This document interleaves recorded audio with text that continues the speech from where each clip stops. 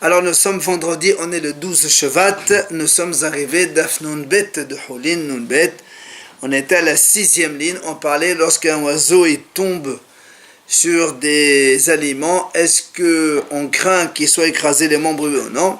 Hier on avait dit donc qu'il y a un principe, s'il tombe quelque chose qui glisse, alors il glisse donc il ne va pas s'écraser les membres, mais s'il tombe sur quelque chose qui ne glisse pas, donc le choc il va faire qu'il va donc s'écraser les membres, il sera taref sans vérification. La Gemara continue. Alors, il fait la différence entre les pois chiches, dans lequel il dit il n'y a pas de risque parce que ça glisse, ou plutôt le contraire, les pois chiches, ça c'est les pois, les petits pois, il n'y a pas de risque parce que ça glisse, alors que c'est les pois chiches, là c'est un peu dur donc, et ça ne glisse pas, donc il y a donc crainte d'écrasement des membres. Klala di melta l'agmara dit de toute façon, il y a une règle générale. Kol médé de mashriq, ce qui fait glisser, donc il n'y a pas de risque d'écrasement de membres pour l'oiseau. La mashriq, si ça ne glisse pas, alors yeshbo meshuma suqvalim. Donc là on craint. Maintenant l'agmara parle d'un autre cas, des bourgs. Vous savez, on utilise ça aujourd'hui pour piège à souris. On met des petites planches avec de la colle. Et la souris, elle passe, elle colle dessus, après elle est coincée. À l'époque, ils faisaient ça pour les oiseaux aussi. Ils mettaient des petits plateaux comme ça avec de la colle, l'oiseau, il pose ses pieds là-dedans, il ne peut plus s'enlever. Alors, il dit maintenant, si on voit des bourgs, c'est la colle, quoi. Si un oiseau, il a été collé donc à une petite planche comme ça, et après, l'oiseau, il est tombé. Ravashi, il a dit c'est mouta, à mémoire à ça. À mémoire, il a dit c'est assaut. Donc on parle ici donc d'un oiseau qui s'est collé avec cette planche-là et il est tombé à terre. Est-ce qu'on va dire qu'il s'est écrasé les membres, oui ou non? Ravashi, il a dit c'est mouta, il ne s'est pas écrasé les membres. Et à mémoire, il dit assaut. La Gemara développe, Behad Gapa, si il s'est collé avec une seule aile, tout le monde est d'accord qu'il n'y a pas de problème. Parce qu'il a une autre aile pour s'envoler. Donc même s'il est tombé à terre, il est tombé avec un amorti. Il n'est pas tombé un choc. C'est comme il a pu se voler grâce à l'autre aile qui n'était pas collée. Maintenant, qui blairait.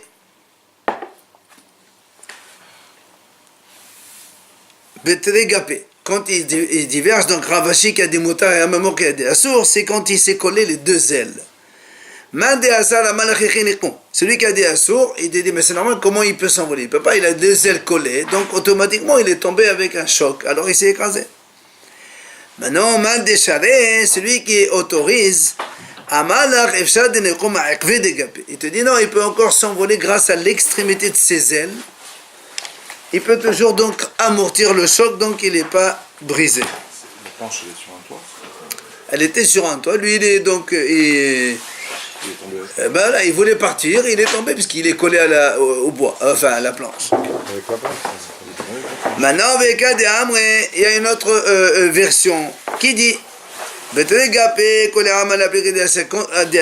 quand l'oiseau il est attrapé avec ses deux ailes, tout le monde est d'accord que c'est assaut. Qui plie quand il diverge avec une seule aile, il était coincé d'une seule aile. Celui qui a dit que c'est moutard, il te dit mais c'est normal puisqu'il y a une autre aile pour pouvoir s'envoler, donc il n'est pas tombé, il a été amorti par l'envolement de l'autre aile. Celui qui a dit que c'est assour, il te dit comme il est coincé avec une aile, il ne peut pas s'envoler, donc il ne peut pas s'envoler avec l'autre aile non plus, donc il est tombé, il s'est brisé et que c'est assour. La conclut, la halakha, la halakha dit comme ça la Gemara, s'il a été coincé, collé avec ses deux ailes, alors là c'est sûr qu'il est tombé, donc c'est assour. Mais s'il s'est coincé avec une seule aile, donc il y a eu un amorti avec l'autre aile et c'est moutar. On a vu dans la Mishnah, si la majorité des côtes de l'animal sont cassées, on a dit aussi c'est un cas de tarif.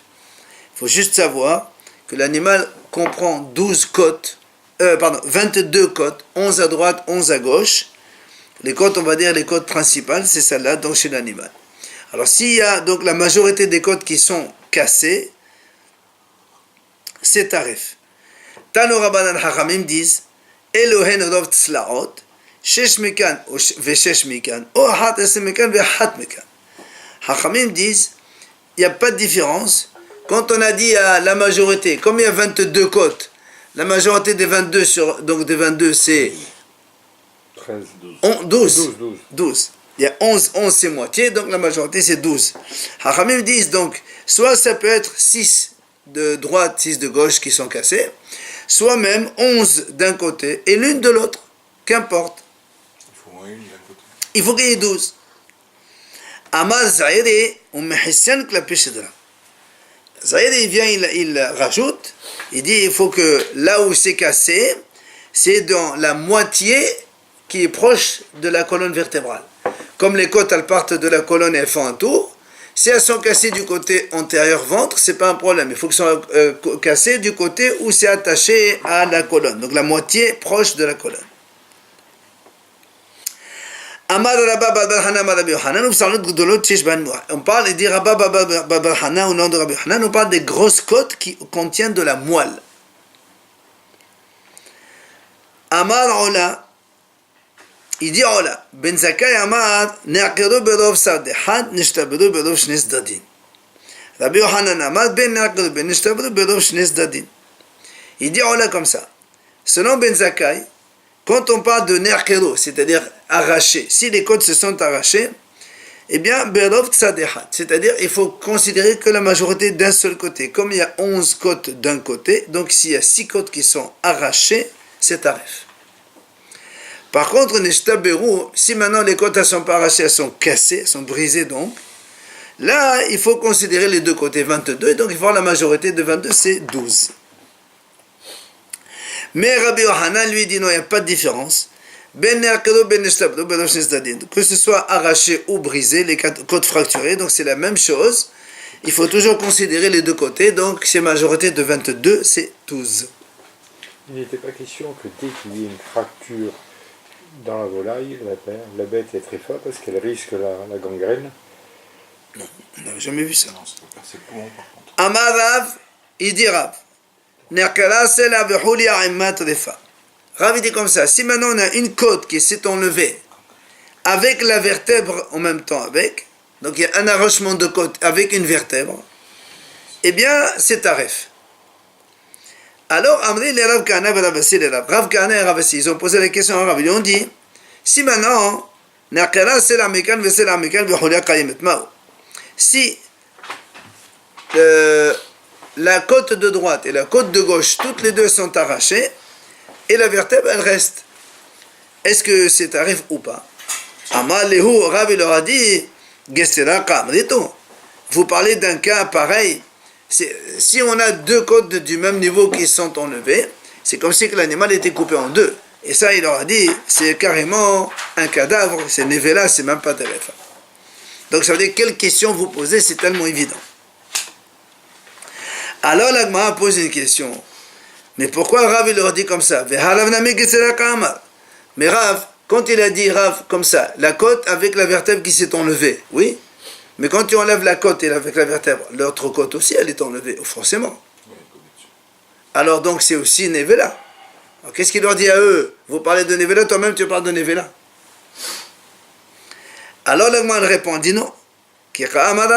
C'est la belohulia.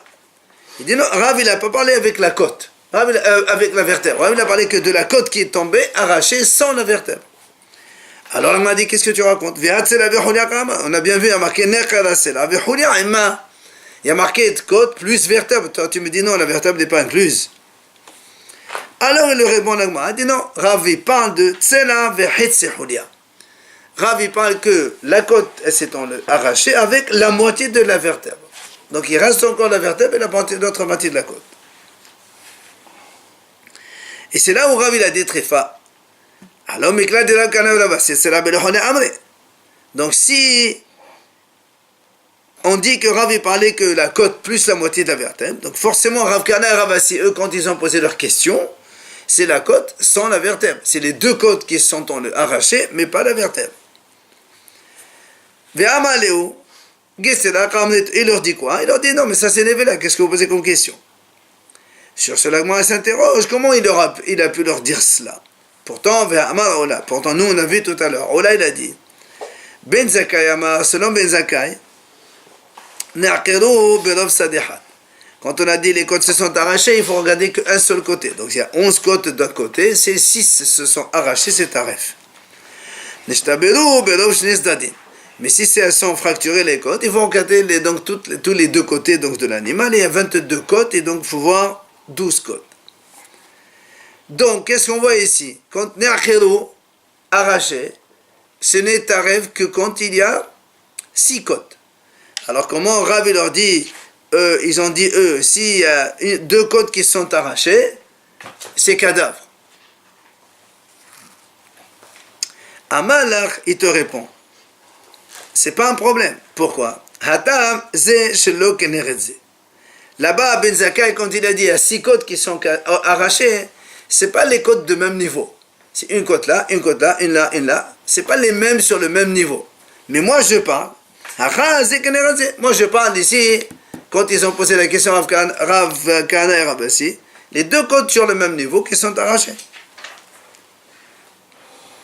Alors l'Agma a dit, Rabbi Yohanan, continue à poser une question. Mais quand même, Rabbi Yohanan, qu'est-ce qu'il a dit? Vous vous rappelez, on a dit, Belov Shnes Dadin. Il a dit, il faut qu'il y ait la majorité, donc des 2 côtés. C'est-à-dire, comme il y a 22 côtes, il faut qu'il y ait minimum 12 qui sont cassés. Or, s'il y a 11 qui sont arrachés, selon Rabbi Yohanan, la 12e, forcément, elle est au même niveau que l'une des 11. Et donc, malgré tout, il a dit qu'il faut qu'il y ait 12, pas 2 seulement. Voilà.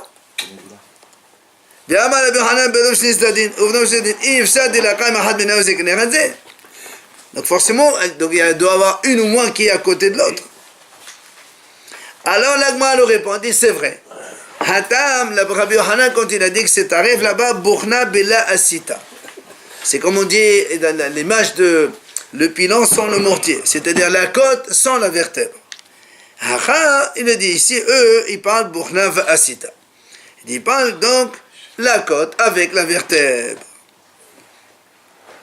Alors le m'a dit, si c'est comme ça, si maintenant tu dis Rav Kahana et Rav Assi posent la question, la côte avec la vertèbre, c'est exactement ce qu'il a dit. Rav il a dit aussi la côte avec la vertèbre. Alors pourquoi tu poses une question alors que lui-même il a dit la même chose?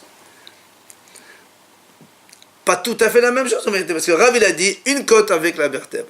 Et eux ils ont posé la question 2 côtes. Alors le mal répondit la Shami al-Huda. Ils n'ont pas entendu. Ils ne connaissaient pas l'enseignement d'Arabe. C'est pour ça qu'ils ont posé la question. Alors le mal a dit alors pourquoi ils ont posé la question? Si tu dis qu'ils n'ont pas entendu l'enseignement d'Arabe qu'une vertèbre avec une côte avec la vertèbre, pourquoi alors ils ont posé la question avec 2 côtes? Pose la question avec une côte, puisqu'ils n'ont pas entendu. Pourquoi tu vas directement aux 2 côtes? C'est ça, une seule côte, elle s'est arrachée avec la vertèbre. Est-ce que c'est caché ou pas? Alors la moine répond, en vérité, ça vrai, eux ils ont pensé comme ça. Poser la question intelligemment comme ça. On pose une question et on va déduire les 2 cas. Comment? Ils ont dit comme ça. Si on pose la question sur une seule côte qui s'est arrachée, alors ils ont dit si il nous dit c'est taref, a fortiori si les 2 côtes sont enlevées c'est taref, si une c'est taref, 2 c'est a fortiori. Mais le problème, s'il nous dit une côte arrachée c'est kasher, donc on ne sait pas quel est le statut de 2 côtes, qu'est-ce que c'est? C'est pour ça qu'ils ont préféré poser la question sur 2. Et donc, à partir de 2, ils déduisent la une. Mais l'Agmara, justement, l'Agmara dit, l'Agmara dit, mais alors dans votre cas aussi, c'est la même chose. La même chose. Alors il dit, l'Agmara dit, Hashtanam, il dit, vous posez la question sur 2 côtes. Alors on va imaginer les 2 réponses. Si vous dites que c'est kasher les 2 côtes, a fortiori, une côte c'est kasher, ça va de soi. Maintenant, mais si vous dites que c'est tarif les 2, vous saurez toujours pas une côte, qu'est-ce que c'est son cas. Donc que vous posez la question de 2 ou de 1, c'est la même chose. On est dans la même le même interrogation. Si c'est taref, ça veut dire que une c'est taref. Justement, c'est la question. Eux, ils ont dit, nous, on pose la question sur 2 et on déduit le 1. Je dis, mais non, mais tu ne déduis pas une ici, un problème. Alors, ils répondent, non. C'est vrai, ils ont dit non. Il leur a dit non, en fait, eux, ils ont dit comme ça, on va poser la question sur 2 et on va voir la manière comment Rav nous répond. C'est-à-dire, nous on a dit si sur 2 le 2 cachère, donc la une c'est cachère, c'est évident. Maintenant ils ont dit si on lui dit si nous dit que c'est taref, ça dépend comment il répond. S'il nous répond c'est taref, donc on a compris que 1 c'est cachère. Mais s'il nous dit avec énervement, mais c'est évident que c'est taref, ça veut dire que tu déduis que une aussi. Selon la manière comment il répond. C'est comme ça à dire. Il va s'énerver. Ça veut dire, il nous dit, qu'est-ce que vous racontez? Vous posez la question, c'est sûr que c'est tarif. Machma, pourquoi c'est sûr? Si déjà une, elle est tarif, à force elle est 2. Donc on a compris comment, la manière comment il répond, on déduit les 2 réponses. Alors que dans l'autre sens, on ne peut pas déduire. Alors là, m'a dit, mais au final, m'a dit, voilà, quand ils ont posé la question, il leur a dit, c'est un cadavre. On n'a pas vu qu'il s'est énervé. Il m'a dit non. Quand il leur a dit, mais c'est un cadavre ça. Alors ça veut dire que c'est ça l'énervement. Donc ça veut dire que même une, c'est arrive aussi.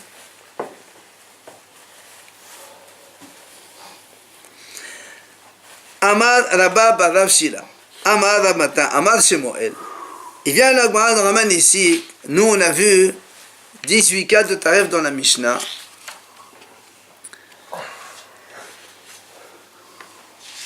Il dit, Rabba Bar Shila au nom de Rabba de Shmuel, il rajoute 3 cas de tarif et la Gemara va donc les discuter maintenant. Premier cas, un point, donc une côte s'est arrachée de sa racine. Ça c'est 1. 2, Gulgolet Shenehbasa Beruba, si un crâne s'est écrasé dans sa majorité. Nous on a vu le cerveau percé, on a vu dans le tarif, on a vu que ça. Mais si le cerveau il s'est écrasé, il n'y a pas de trou, il n'y a rien, juste un écrasement de membres. Donc lui il dit que c'est tarif. Et troisième, et toute la viande qui recouvre la majorité de la panse, si elle s'est déchirée dans sa majorité, cette viande-là qui recouvre, c'est aussi tarif, là aussi on n'a pas vu dans la Mishnah. Donc viens maintenant, la Gemara discute ces 3 cas. Premièrement, elle dit, on a vu le premier cas, on a dit, si une côte s'est arrachée de son origine, l'animal est tarif. Alors la Gemara a dit, pourtant, on objecte. On a vu, nous, déjà cette discussion dans la Mishnah de Ahalot, c'est marqué comme ça. C'est-à-dire, rappelez-vous, on a dit que quand il y a un cadavre mort, il transmet l'impureté à toute la tente, la pièce dans laquelle il se trouve. Et on a dit aussi, même s'il y a la colonne vertébrale entière d'un être humain cadavre, ça aussi, ça transmet l'impureté. Mais on a dit que si maintenant dans la colonne vertébrale, il manque 1 ou 2 vertèbres, Bet Shammai onim shete huliot. Bet Shammai disent, s'il manque 2 vertèbres, dans ces cas-là, la colonne n'est pas entière, n'est pas considérée comme un vrai, comme ça on va dire, un vrai corps. Et donc ça ne transmet pas l'impureté à toute la tente. Ou Bétil ils disent non. S'il manque une seule déjà, eh bien, ça ne transmet plus l'impureté. Donc, ça veut dire que ce n'est pas un organe plein. Et Rav Yehuda au nom de Shmuel dit la même chose pour le taref. C'est-à-dire, si on a un animal dont la colonne vertébrale manque 2 vertèbres, il est taref. Selon Beit Hillel, s'il manque une seule vertèbre, il est taref. Seulement la question elle est, puisque maintenant on voit, ça c'est Amar Shmuel, c'est Shmuel qui dit ça. Vechen et Trefa, Donc s'il manque une seule vertèbre, c'est taref. Ça veut dire s'il ne manque pas de vertèbres, c'est pas taref. Il vient ici, Shmuel lui-même il dit, si une côte elle s'arrache, l'animal il est taref. C'est pas normal. Toi-même, Shmuel, tu dis quand est-ce que c'est taref? C'est quand il manque au moins une vertèbre. Et là tu dis qu'il y a une côte qui s'enlève sans la vertèbre, tu dis que c'est taref. Alors donc c'est contradictoire. Hacha, l'agma elle répond, c'est pas un problème. Hacha, c'est la belohudia. Le Shmuel ici il parle de c'est la belohudia, c'est-à-dire la côte qui s'est enlevée sans la vertèbre. Hatam, dans le cas du cadavre là-bas, on parle hudia belotsela, c'est la vertèbre qui s'est enlevée, mais la côte elle est restée. On parle que de vertèbre seulement. Alors l'agma a dit, je comprends pas. Que la côte s'enlève sans la vertèbre, c'est faisable. Tiens, la colonne vertébrale, il y a une côte qui s'arrache. Je veux bien. Mais, comment tu peux avoir une vertèbre qui s'arrache et la côte ne s'arrache pas? C'est pas possible. Alors, on m'a dit, il dit non, c'est vers le bas où il n'y a que des vertèbres sans les côtes. Donc, on a des vertèbres en bas, donc il n'y a pas de côte. Donc, ça, c'est faisable. Il y a la vertèbre qui s'enlève. Alors vient l'agma dit, Matrif la Rav Oshaya, l'objet il dit, si c'est comme ça, si on dit que selon Bet Shammai, que l'animal n'est taref que avec, il manque 2 vertèbres, et selon Bet Hillel, l'animal il est taref avec une seule vertèbre qui manque, qui c'est qui est plus mahmir? C'est Bet Hillel. Alors, pourquoi on n'a pas enseigné ce cas dans la liste des mahlokot, dans lesquels on sait là-bas, dans Hadayot, donc on dénombre là-bas toutes les mahlokot, dans lesquels, spécifiquement, Bet Hillel et Somahmir, et Bet Shammai et Somekil, ce qui est exceptionnel. Pourquoi on n'a pas compté ce cas-là? Amale, Rav ki etchil, le'anyan tum'a etchil, dehavulu Bet Shammai le'hamra. Il dit en fait, quand on a posé la question ici dans le Beth Midrash là-bas, c'était à propos de la Tum'a, pas de Tréfa. Et donc, comme au niveau de la Tum'a, comme chez nous ici, ben c'est Bet Shammai qui sont mahmir, alors automatiquement, on a laissé donc, comme d'habitude, c'est Bet Shammai qui sont mahmir et Bet Hillel sont mekil. Puisque nous on a dit que Bet Shammai disent la colonne vertébrale entière, elle transmet l'impureté. S'il manque 2 vertèbres, elle ne transmet plus. Mais s'il manque une seule vertèbre, ça transmet encore l'impureté. Donc ils sont plus mahmir que Bet Hillel. Alors que sur Bet Hillel, il n'y a pas d'impureté avec une seule vertèbre qui manque.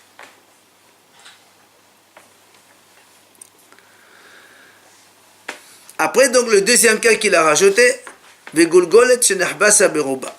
on a dit donc si un crâne s'est écrasé, le crâne de l'animal donc s'est écrasé, eh bien c'est aussi un signe de tarfout selon Shmuel. Rabbi Yirmiya pose une question, il a dit quand ça s'est écrasé, de quelle manière? Est-ce que c'est Rov Guvha ou Rov Hiqifa? Est-ce que c'est dans la majorité de sa hauteur ou dans la majorité de son périmètre? Et l'Agma ne répond pas Teko. Troisième cas qu'il a voulu rajouter, on a dit la majorité de la chair qui recouvre la panse, si elle s'est déchirée dans sa majorité, alors c'est taref. Ravashi pose une question. Berov Karoua ou Berov Natul? Est-ce que, quand tu as dit que c'est taref, est-ce que c'est la majorité de cette chair qui est donc déchirée ou bien la majorité qui a été enlevée? Alors l'Agma lui dit, on peut répondre à cette question. Mais dites-moi d'une Mishnah. La Mishnah, notre Mishnah même, elle a dit, quelle est sa pénémite chez Nekeva ou chez Nekla Rov Hahitzona? Il y a marqué, on a vu dans notre Mishnah, quelle est sa pénémite, la partie interne donc de la panse. Si elle a un trou, c'est taref, mais on a dit la partie externe, si elle se déchire dans sa majorité. Et l'Agma explique, et en Israël, on a dit au nom de Rabbi Yosef bar Hanina, Kol hakedesh kulo, zohi kedesh apnimi. Donc toute la panse, c'est ce qu'on appelle Kedsa Pnimi, la partie interne. Maintenant, Ve'ezehu Kedsa Hetsona. Et qu'est-ce qu'on appelle alors la pensée externe? Il dit, c'est justement cette chair qui recouvre le Keres. C'est ça qu'on appelle Hetsona. Et donc, tu vois bien, il y a marqué ici, c'est déchiré dans la majorité. Donc, la question que Ravashi a posée, est-ce que c'est déchiré ou est-ce qu'enlevé? On lui dit, voilà, dans la Mishnah, c'est marqué déchiré. Donc, si elle se déchire dans sa majorité, alors c'est taref. Elle repousse cette réponse. Elle lui dit, mais Deotamal, elle est Shmuel. Elle dit, mais qui c'est qui a donné ce cas supplémentaire de taref? C'est Shmuel. Or, la Gemara a dit, Shmuel, quand on a posé, rappelez-vous, on a dit quelle est la définition de Kedsa Pnimi. C'est quoi la partie intérieure? Shmuel, il a dit, c'est l'endroit où il n'y a plus de villosité, de poils, comme on a dit. Et donc ça n'a rien à voir avec Basar, la chair qui recouvre la panse. On ne parle pas du tout de ça, donc selon Shmuel. Donc c'est pas du tout une réponse pour Shmuel. Après on a dit dans la Mishnah, Udosat Hazeev. On a dit quand un loup il attaque un animal, l'animal il est taref, parce que nous on estime que le loup il jette en le griffant donc un certain poison qui va tuer l'animal par la suite. Donc l'animal est tarif. Amar Rav Yehuda Amar Rav. Il dit Rav Yehuda au nom de Rav. Babehema min hazeev hu l'ma'ala. Ou ba'ofot min hanes hu l'ma'ala. Il dit Rav comme ça. Quand il s'agit d'un animal, c'est la... qu'est-ce qu'on considère que c'est tarif? C'est quand c'est un loup ou une bête sauvage plus grande que le loup qui attaque. Alors là, dans ces cas-là, dans tous ces cas-là, quand il y a un animal, une bête sauvage de ce style-là, qui attaque l'animal, là, c'est tarif. On va voir la Gemara, qu'est-ce qu'elle veut exclure par là. On va enfin dans les volailles, dans les oiseaux, là aussi, je crois que l'année, on a dit que c'était le vautour. Donc, au-dessus, c'est les oiseaux plus, les volailles plus costauds et violentes, on va dire comme ça, mais pas plus bas. Alors là, on m'a dit les mains quand tu me dis comme ça, dans l'animal, c'est le loup et plus. Ça veut dire quoi le loup et plus? Et qu'est-ce que tu veux exclure par là? Les mains et les mains hatoul. Si tu me dis donc, je veux exclure le chat. Imagine un chat, il attaque un agneau. Alors, d'après la Mishnah, puisque la Mishnah a dit c'est le loup, donc supérieur au loup, c'est aussi une attaque, mais inférieur comme le chat, c'est pas une attaque, donc c'est rien du tout. Alors l'homme a dit, tu n'as même pas besoin de me l'enseigner, Rav Yehuda au nom de Rav. Pourquoi? Tanina Odo Satazev, il n'y a pas marqué dans la Mishnah, un animal est attaqué par un loup, il n'y a pas marqué un chat.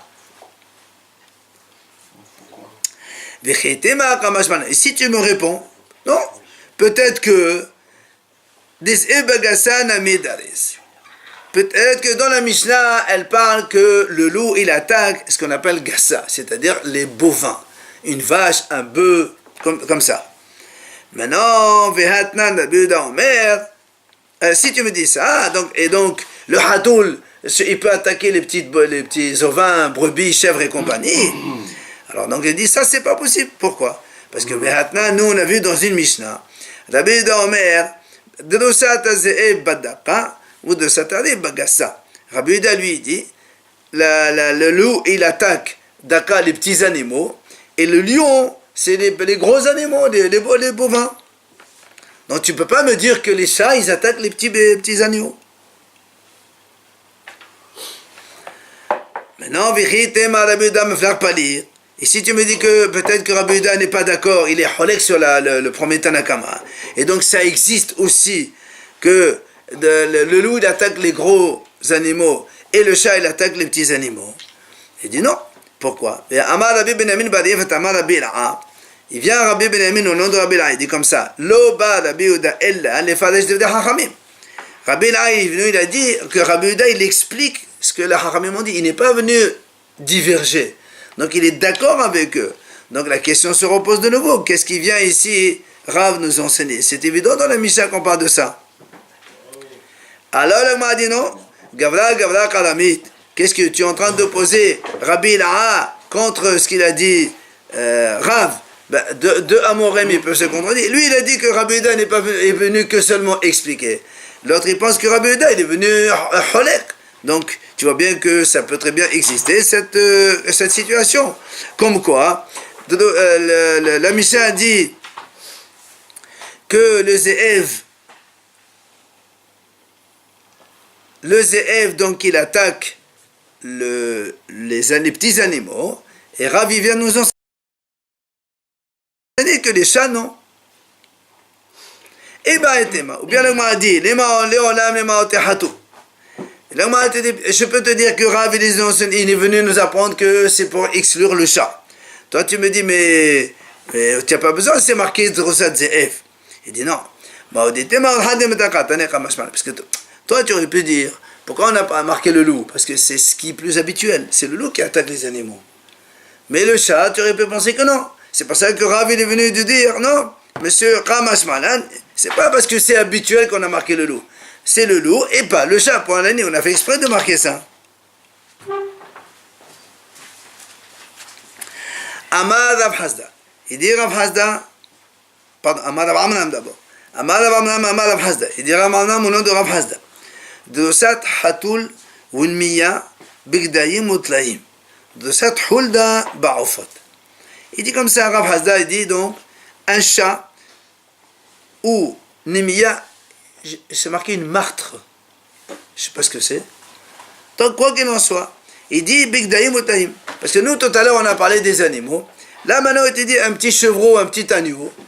Si le chat, il les attaque, ça s'appelle aussi une attaque, et donc, il y a cet aref.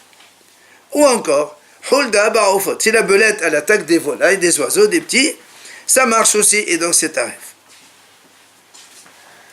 Alors, le Gemara vient objecter, mais TV, Dodosat Hatul, Nes, Unmiya, Had Shitnakev la Halal.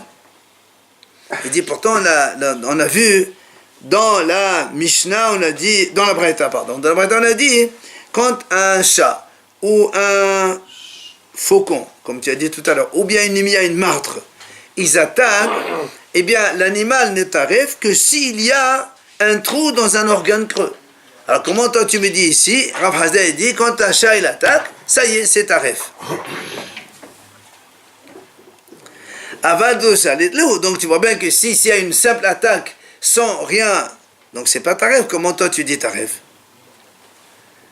Alors, l'objet, il dit, comment tu me dis, tu déduis ce que tu as déduit, ou t'espéras nesladalis? Qu'est-ce que tu me dis? Parce que dans la Braïta marqué le chat, le faucon et Nimia et le martre. Alors, tu dis quoi? Ça veut dire que le faucon, lui, tu as besoin de voir qu'il y a un trou quelque part. On a déjà dit, Ve'atnan de Satanetz. Le faucon, quand il attaque, ça suffit déjà pour dire que l'animal, il est taref. Enfin, la volaille. Alors, le m'a dit, mais non, la kasha, ça, c'est pas pareil. Pourquoi? Kan ba'ufot, kan bigdayim utlaim. Parce que là, quand la Mishnah a dit Drosatanetz là-bas, nous, on parle des oiseaux. On a dit, effectivement, quand un faucon, il attaque un oiseau, c'est sûr que l'oiseau, il est tarif, un coq, un truc comme ça. Mais nous, ici, on parle de gdaïm utlaim, des petits agneaux, des petits moutons, des petits chevreaux. Et là, peut-être qu'il faut vraiment qu'il y ait un siman, un trou. Donc, la simple attaque, ça ne veut pas dire que c'est tarif. Comme le Rav Hasda, donc il y a bien une question. Quand Rav Hasda, il a dit, ça suffit que le chat attaque, c'est déjà tarif. Alors, Nagman répond, Rav Hasda, quand il a dit son enseignement, parce que lui, il pense comme ce Tana, la dit Tanya, Belebi Omer, donc un Hacham qui s'appelle Belebi, il a dit comme ça, Lo amru en derusa, ella bemakom she'en maselin. Aval bemakom she'ish maselin, yesh derusa. Lui, il dit comme ça. Rabbi Rabbi dit comme ça. Quand est-ce qu'on a dit en derusa, c'est-à-dire que le fait d'attaquer, c'est rien, c'est quand Bimakom chez En Matsilin. Ça veut dire que quand il n'y a pas. Quand le chat attaque et que personne ne vient défendre la bête, l'animal, on va dire comme ça, comme si que le chat il est gentil, et il ne fait pas de gros dégâts. Mais quand Yesh Matsilin, quand il y a des gens, le chat il voit qu'il y a une résistance en face de lui, Alors il s'énerve et alors il fait des choses beaucoup plus difficiles. C'est-à-dire donc, même, ça veut dire que le chat, s'il attaque un petit agneau comme ça, il peut le rendre taref s'il a une résistance. De la part de l'agneau. De l'agneau, de quelqu'un qui vient protéger. Quelqu'un qui vient opposer une résistance au chat. Donc il s'énerve, alors il fait des dégâts. Sans cela, il faut qu'il y ait un trou pour que ce soit taref. Le chat sauvage existe et ils attaquent en groupe. Maintenant, la Gemara pose une question. Elle dit comment? Comment tu dis? Toi, tu m'as dit maintenant, quand il n'y a pas de résistance, le chat, il n'y a pas de taref que si vraiment il y a un trou et un truc comme ça. Il dit pourtant, voilà une histoire. Rav Kana, il avait une poule. Le chat, il lui a couru derrière. Et la poule, elle est entrée dans une pièce et quelqu'un, il a fermé la porte. Donc on a fermé la porte. Et le chat, donc il s'est agrippé à la porte. Et on a trouvé là-bas 5 taches de, on dirait, poison du chat qu'il a voulu mettre sur. Bon, tu vois, il n'y a pas de résistance et pourtant il y a du poison. Qu'est-ce que tu me dis, toi? Quand il n'y a pas de résistance, c'est pas un problème. Le fait qu'il a fermé la porte. C'est ce que Dieu m'a dit. Il m'a dit le fait que la poule elle-même, elle a opposé presque une résistance puisqu'elle a fermé la porte, elle n'a pas laissé entrer. C'est comme une résistance extérieure, donc ça s'appelle comme ça. Et là, on a dit, Vera banane et les hachamim. Qu'est-ce qu'ils disent hachamim? Puisque eux, ils ne sont pas d'accord avec Bérébi, puisque c'est lui qui a dit que Endosa et le Bemakom chez le Matseli. Et pourtant, eux, ils disent non. Ils te disent hachamim, Zehara et Vala Kale Zehare. Les hachamim, ce qu'on a vu sur la porte, ça, c'est vrai qu'il y a un petit peu, on va dire que c'est pas du poison. Le chat, il envoie un petit peu sa colère sur le chose, mais il se dit ça ne rend pas tarif l'animal pour autant. Il n'a pas de poison, le chat. Non, ça veut dire que le loup non plus, il n'a pas de poison. Le loup non plus, il n'a pas. Pourtant, nous, on dit quand le loup attaque un animal, ça suffit pendant le tarif. C'est plus violent un loup qu'un chat. Encore une fois, on ne parle pas de fracture ou autre chose. On parle rien que les griffures qu'il fait, ça provoque ça. Ça existe, les maladies du griffe du chat, tout ça. Voilà, il y a c'est pas du poison, mais c'est il te fait des infections, il te rend des microbes là-dedans et c'est grave. Et cas d'Ambre, il y a une autre version qui dit Hamani Balebehi. Au lieu de répondre, comme on a dit tout à l'heure, c'est Rav Hasda qui a dit c'est comme Bérébi. C'est quel auteur de ça? C'est Bérébi, d'Etania, comme on a dit nous, mais c'est exactement la même chose, mais rapporté d'une autre façon. Bérébi Omer, il dit quand est-ce qu'on dit qu'il y a effectivement le cas de Daroussa, que l'animal est attaqué et c'est un rêve, c'est quand il y a une résistance en face du chat. Aval bemakom chez El Matselin, mais dans les cas où il n'y a pas de résistance, un Daroussa, on ne dit pas cela. Et on pose une question, donc il dit comment? Comment tu dis quand il n'y a pas de résistance, il n'y a pas de Daroussa, voilà cette poule-là qui était chez Rav Kahana. Donc le chat, il lui a couru derrière. La poule, elle est entrée dans une pièce. On a fermé la porte. Donc le chat, il a tapé la porte avec ses griffures. Alors donc on a trouvé les 5 traces de sang là-bas sur la porte. Alors on a répondu la même chose que chez nous ici. Le fait que la poule elle-même s'est protégée, donc a opposé une résistance au chat, c'est comme si que d'autres personnes l'ont fait. Et c'est là où le chat a envoyé un petit peu sa colère contre donc la poule, et c'est ce qui a fait qu'il y avait les 5 taches de sang. Voilà.